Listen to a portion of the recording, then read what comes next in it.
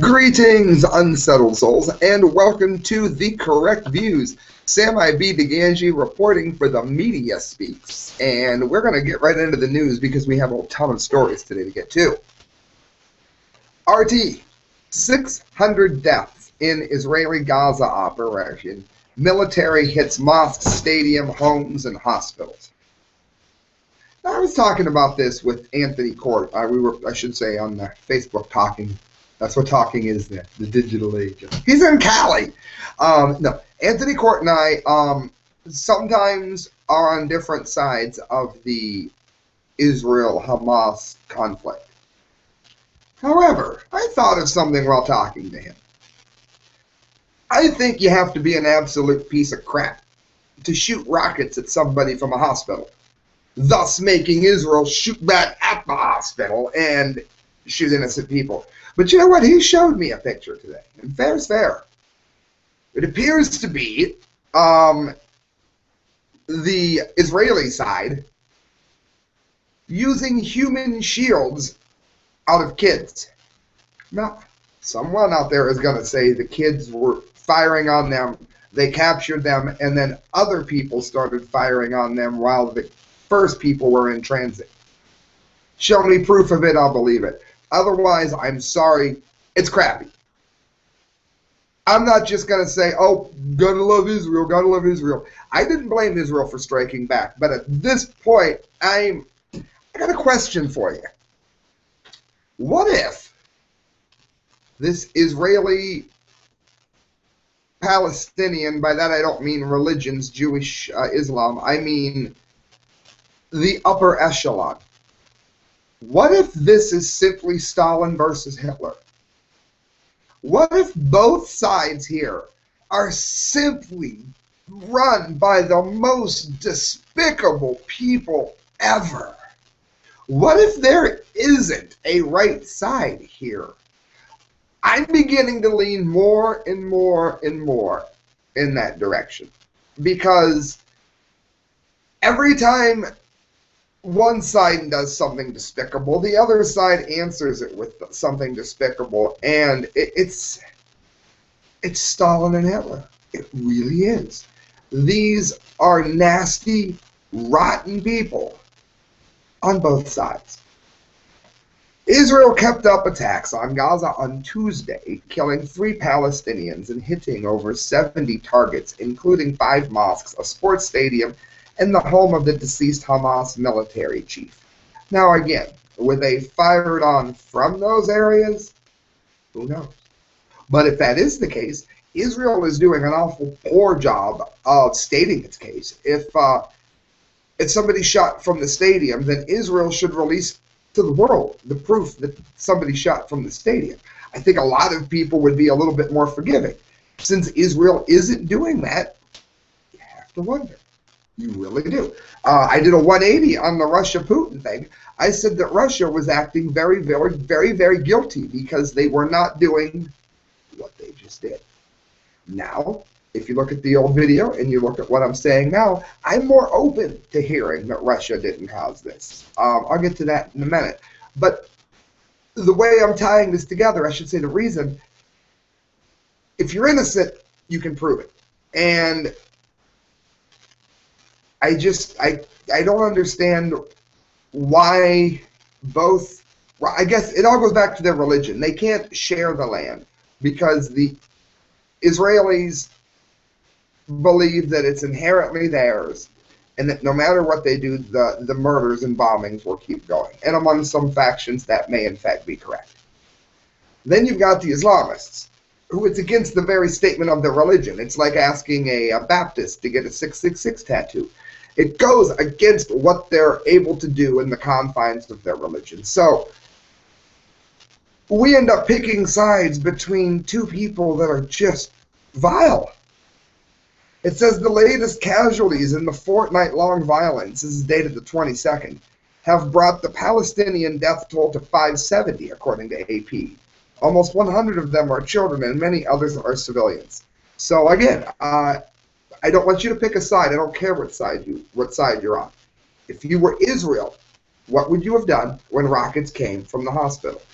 If you were the Palestinians, would you be more careful about where you place your firing points from? The reason that's such a hard question to answer is you start to wonder if all of this is being done on purpose. The lies don't mean anything. The propaganda that both of them want to give you is what means something. I hope you're paying attention to this, because this might be one of the best shows I think I've ever done on this topic. Additionally, nearly 500 homes have been destroyed in the Israeli bombardments, and 100,000 people have been displaced, says Jens Lark, spokesman for the UN Office for Humanitarian Assistance at the Geneva News Briefing. On Monday, a hospital was hit in Gaza, with 4 people killed and scores of others wounded in the attack. 30 of the wounded were medics, according to Sky News. The U.S. is set to give $47 million in humanitarian aid to Gaza. This is from U.S. State Secretary of State John Kerry. So the notion that we only give money to Israel is in fact not true. We're giving $47 million in humanitarian aid to Gaza. Point is, if you give people weapons, they either use them inevitably at some point in ways that you don't want, or they get stolen, like ISIS just stole a bunch of, I think it was stingrays and a bunch of weaponry because we gave it to people that weren't able to keep it secure. But anyway, I mean, the U.S. government, whether you like it or not, is giving money and aid to Gaza, which would be the Palestinians. The U.S. is deeply concerned about the consequences of Israel's appropriate and legitimate effort to defend itself, Kerry said, but always in any kind of conflict, there is concern about civilians, about children, women, communities that are caught in it, Kerry added, as quoted by Reuters. And that's very true.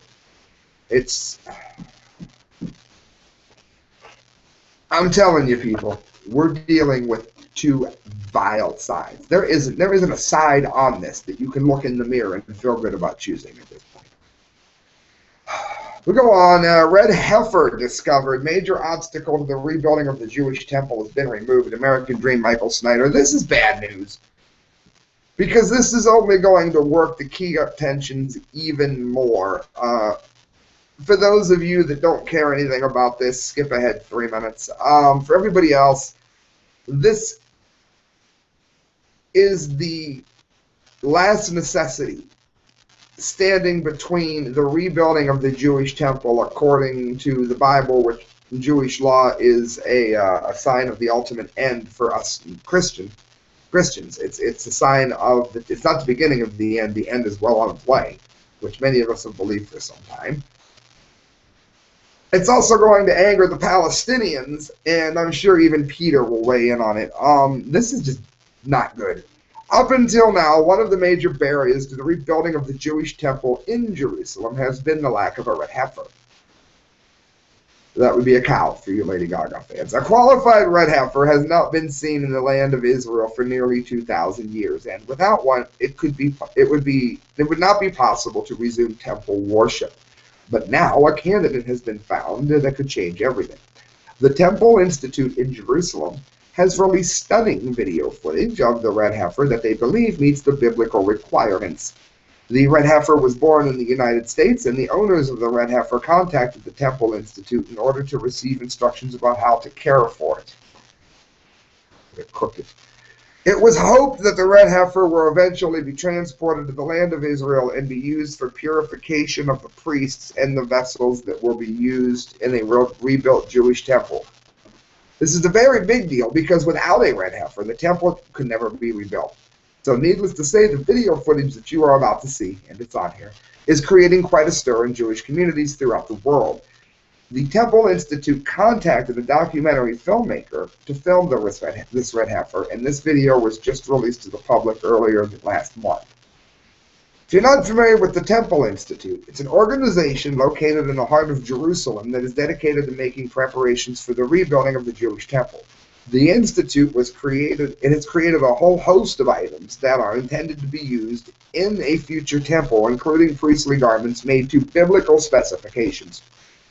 A seven-branched menorah made of pure gold, a golden incense altar, and a golden table of showbread. The following is what the Temple Institute has to say, and it tells you exactly what they're doing. It says all of this has huge implications for world events. Traditionally, many Orthodox Jews have believed that the spotting of the red heifer would herald the coming of the Messiah. Again, they disavow Christ. Not good. Traditionally, and if this red heifer does indeed turn out to be a suitable candidate, one of the biggest obstacles to rebuilding the Jewish temple in Jerusalem will have been removed. For Christians, this is extremely exciting developments as well. The Bible tells us that there will be a temple standing in Jerusalem in the last days and that the Antichrist would defile it. I personally am a Christian who doesn't find that good. I'd rather not have to live through it. Maybe that's just me being a selfish Christian. The Bible says prophecy could never be fulfilled until the red heifer was found. I just like to live my life and not be in the end times. Yes, there are still many more obstacles standing in the way of the Jewish people rebuilding the temple. For one, the Islamic world would go into convulsions if Israel tried to build anything on or near the Temple Mount at this point.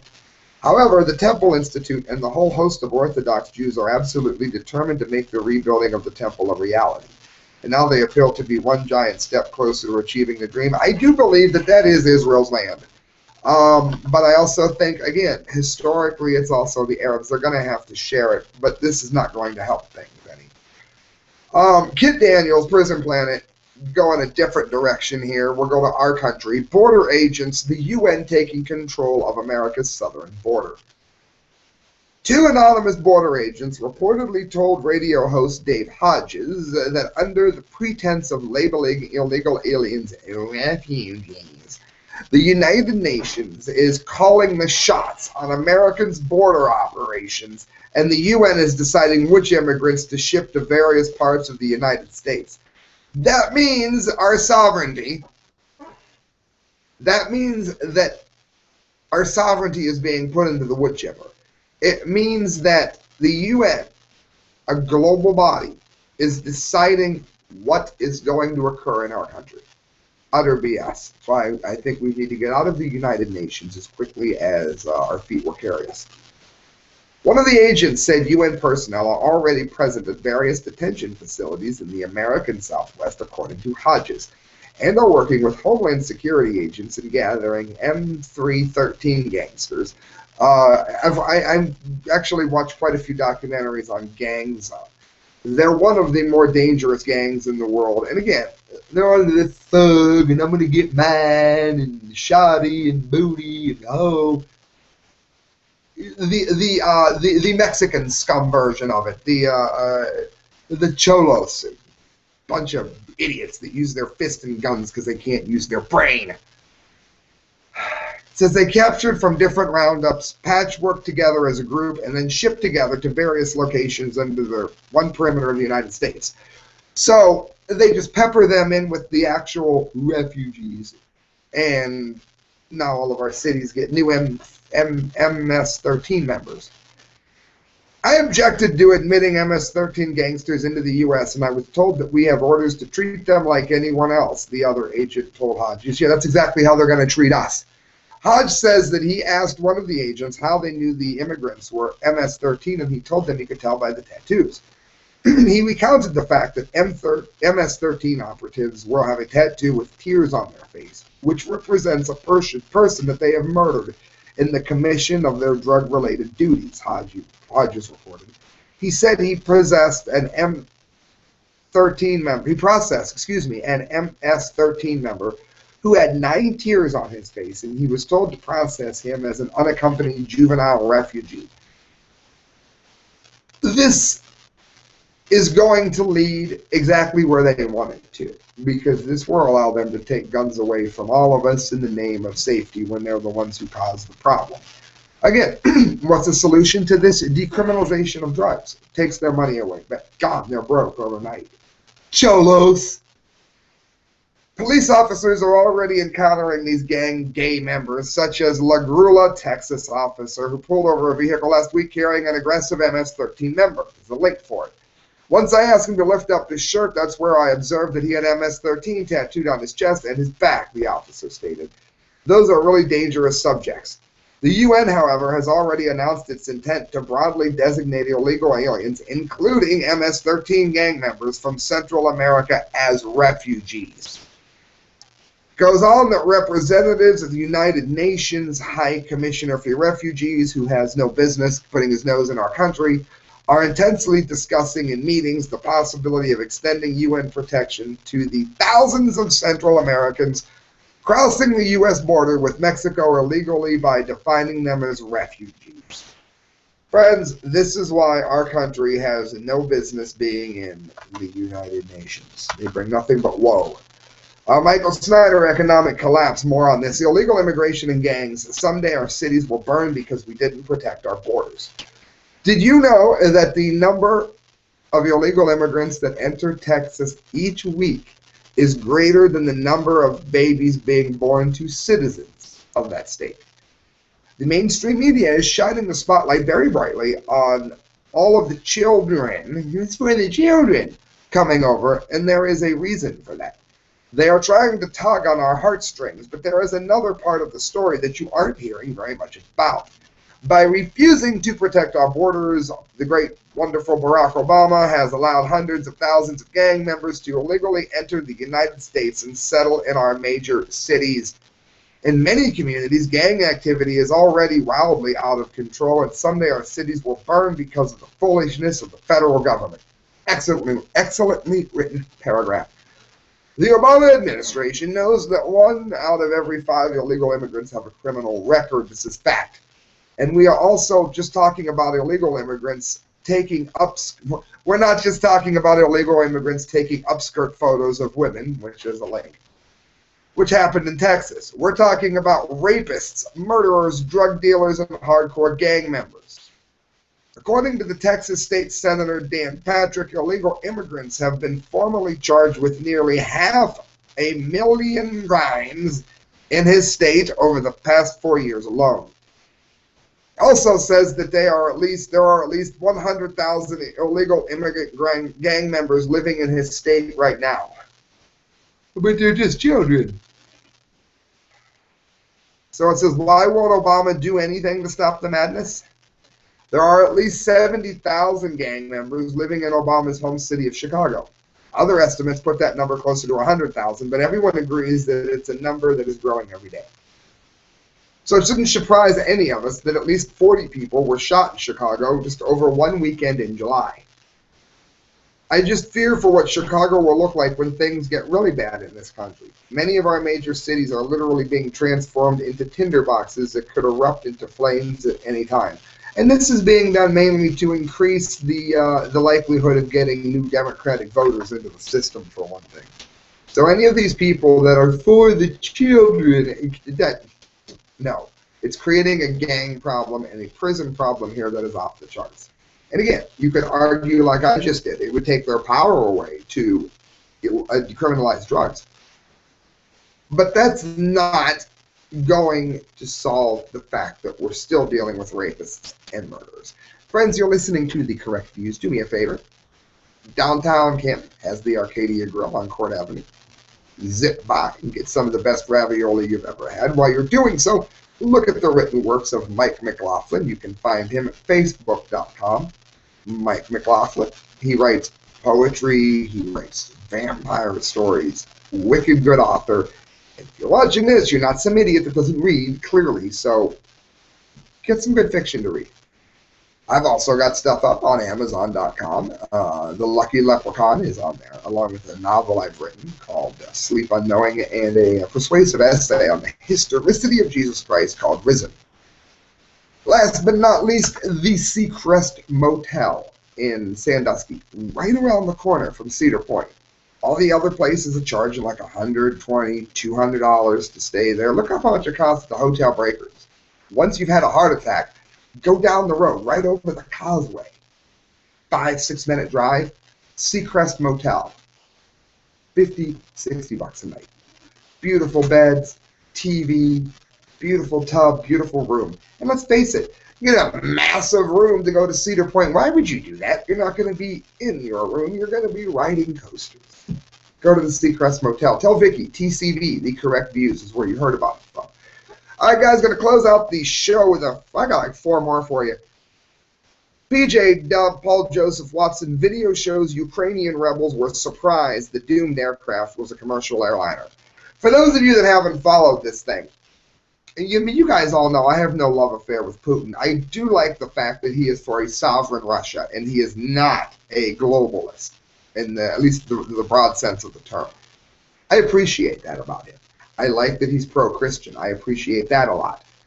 I do have issues with his extremely communistic ties and his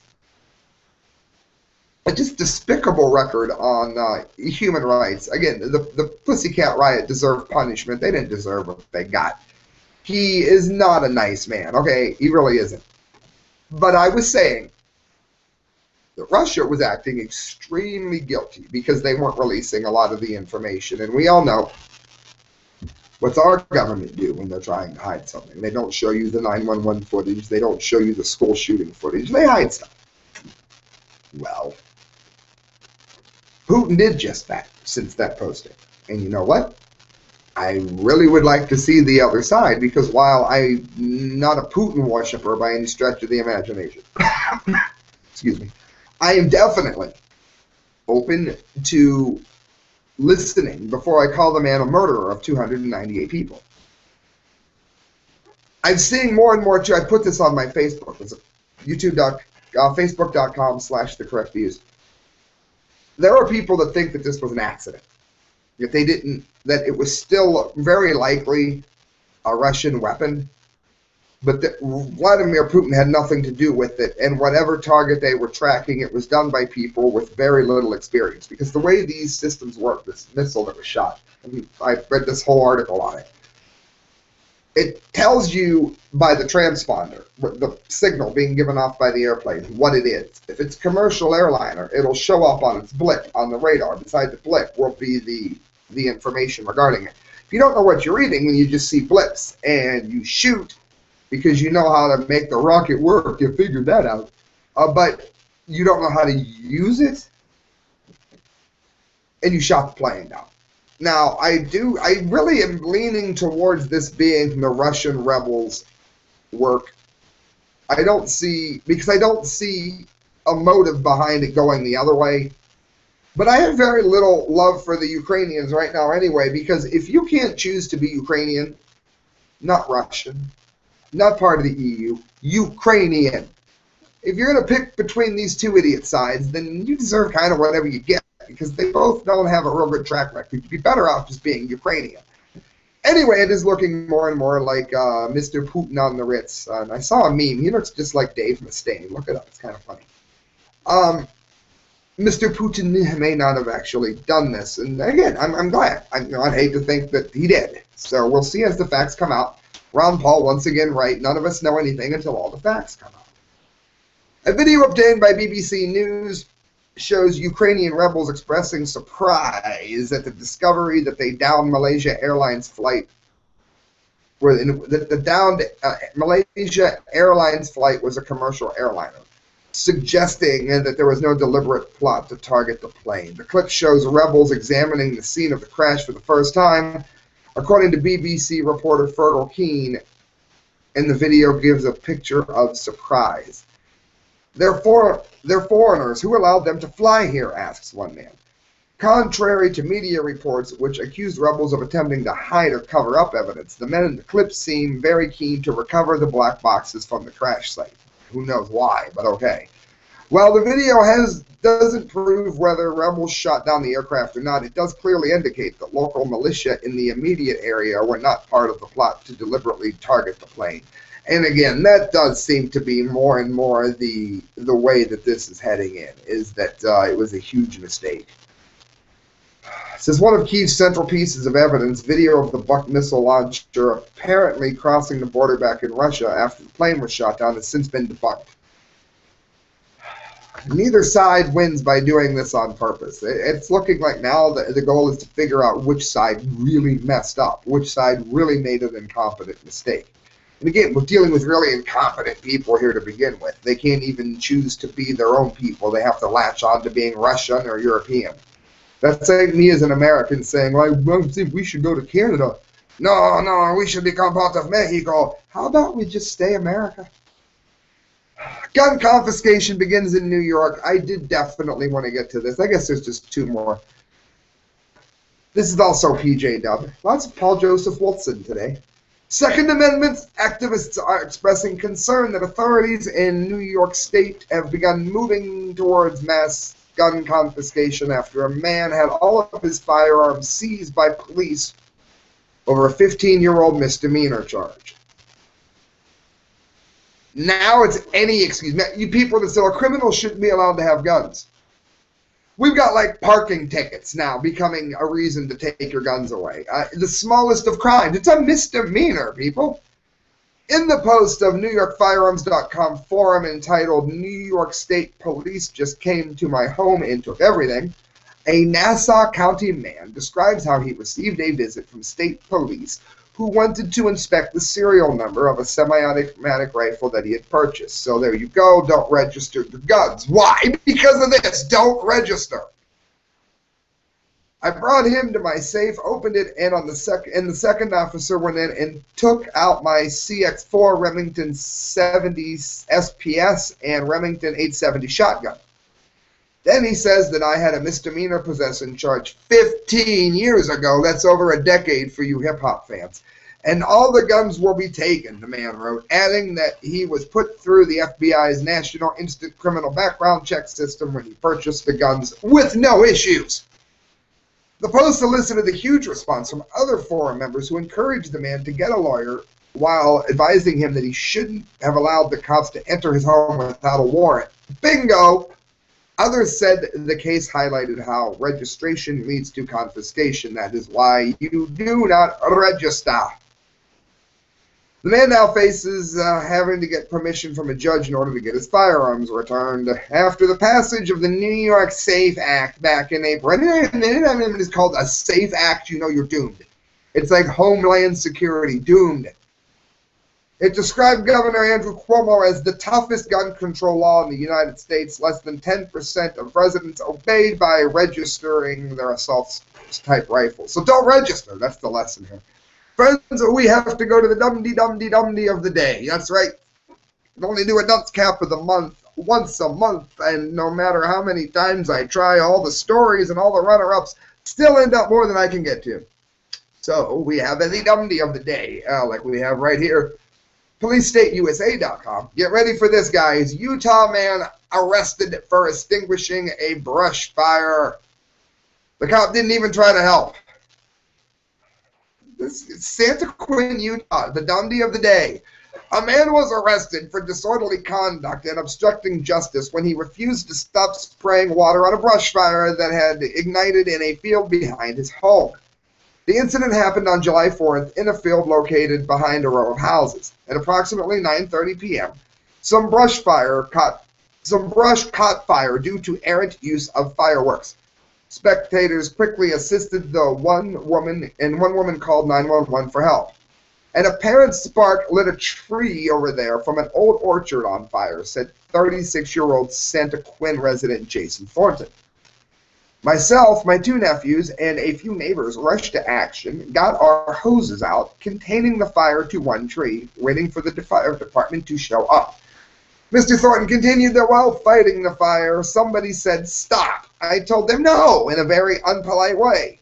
He told me again to stop. I said, "No, I'm manning this fire. I'm not stopping until the fire department gets here." Anybody see anything illogical there at all? No, none of that.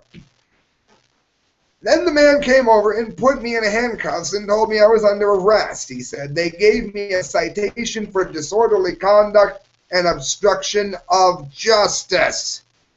His wife Kelly told Police State USA that the arrest was totally uncalled for.